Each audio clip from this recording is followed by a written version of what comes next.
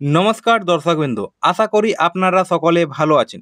কৃষক বন্ধু প্রকল্পের খারিফ সিজনের টাকা দেওয়ার তারিখ নিয়ে একটি গুরুত্বপূর্ণ আপডেট উঠে এসেছে। জুন পেরিয়ে জুলাই মাসও প্রায় শেষ, তবু এখনো পর্যন্ত কৃষক বন্ধু প্রকল্পের খারিফ সিজনের টাকা ঢুকেনি। আপনারা সকলে জানেন, মমতা বন্দ্যোপাধ্যায়ের নেতৃত্বে কৃষকদের উন্নয়নের স্বার্থে 2019 সালে 1 জানুয়ারি কৃষক বন্ধু প্রকল্প চালু করা হয়। যাদের জমি 1 একর বা তার কম তারা বছরে 4,000 টাকা পান, এবং যাদের জমি 1 একরের বেশি তারা বছরে 10,000 টাকা পান। এবার আসি কৃষক বন্ধু প্রকল্পের খারিফ সিজনে টাকা কবে দেবে। আপনারা জানেন, কৃষক বন্ধুর খারিফ সিজনের টাকা সাধারণত জুন থেকে জুলাই মাসে দেওয়া হয়। জুলাই মাসও প্রায় শেষ, এখনো পর্যন্ত কৃষকদের অ্যাকাউন্টে টাকা ঢোকেনি।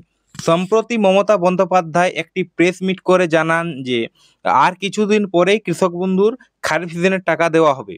তো এক্ষেত্রে বলা যাচ্ছে আগস্ট মাসের প্রথম কিংবা দ্বিতীয় সপ্তাহের মধ্যে টাকা ঢোকার সম্ভাবনা প্রবল রয়েছে।